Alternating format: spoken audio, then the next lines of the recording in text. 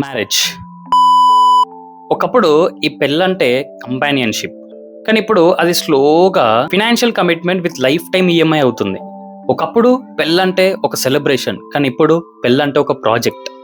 లక్షల్లో స్పెండ్ చేస్తున్నాం, లోన్స్ తీసుకుంటున్నాం, డెకరేషన్, డెస్టినేషన్, అవుట్‌ఫిట్స్ ఇవన్నీ కూడా ఇన్‌స్టాగ్రామ్‌కి పర్ఫెక్ట్‌గానే ఉంటాయి. కానీ మన లైఫ్‌కే చాలా ప్రెషర్ ఉంటాయి. వన్ డే ఫంక్షన్ కోసం 5 ఇయర్స్ ఈఎంఐ ఎందుకు? స్టేటస్ కోసం చేస్తున్న పెళ్లి మన లైఫ్ నుండి పీస్ ని తీసేస్తుంది. And after marriage rents, house loan, school fees, future planning, ఒక స్టాండర్డ్ మెయింటైన్ చేయాలనే ప్రెషర్. మళ్ళీ సొసైటీ కూడా ఇలాంటి స్క్రిప్ట్ తో రెడీగా ఉంటది. 30 లోపే ఓన్ హౌస్ ఉండాలి, ఇమ్మీడియట్ గా పిల్లల్ని కనాలి, మగాడు ప్రతిదీ ప్రొవైడ్ చేయాలి, కపుల్స్ లైఫ్ లో ఫాస్ట్ సెటిల్ అవ్వాలి. ఇలాంటి వాటితో సొసైటీ ఎప్పుడు కూడా వాళ్ళ స్క్రిప్ట్ తో రెడీ ఉంటారు. కానీ ఒక క్వశ్చన్ మాత్రం ఎవ్వరు అడగరు.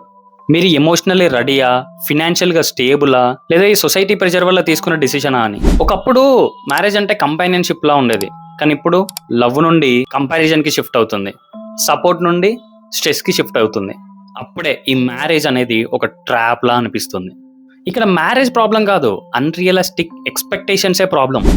మన వెడ్డింగ్ ని ఈగో డిసైడ్ చేస్తే బడ్జెట్ పెరుగుతుంది, కంపారిజన్ డిసైడ్ చేస్తే లైఫ్ స్టైల్ పెరుగుతుంది, అండ్ ఒక ప్లానింగ్ లేకపోతే ప్రెషర్ పెరుగుతుంది. హెల్దీ మ్యారేజ్ అంటే ఎప్పుడైనా సరే 2 పీపుల్ వర్సెస్ ప్రాబ్లం లా ఉండాలి, అంతేగాని 2 పీపుల్ వర్సెస్ ఈచ్ అదర్ లా ఉండొద్దు. Building together, growing together and financially planning together.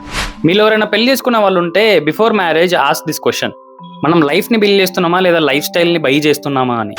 Because love needs commitment, but ఆ కమిట్మెంట్ ఫినాన్షియల్ ప్రిజన్ లాగా ఎప్పుడు మారకూడదు. Choose maturity, not pressure. Choose clarity, not society's noise.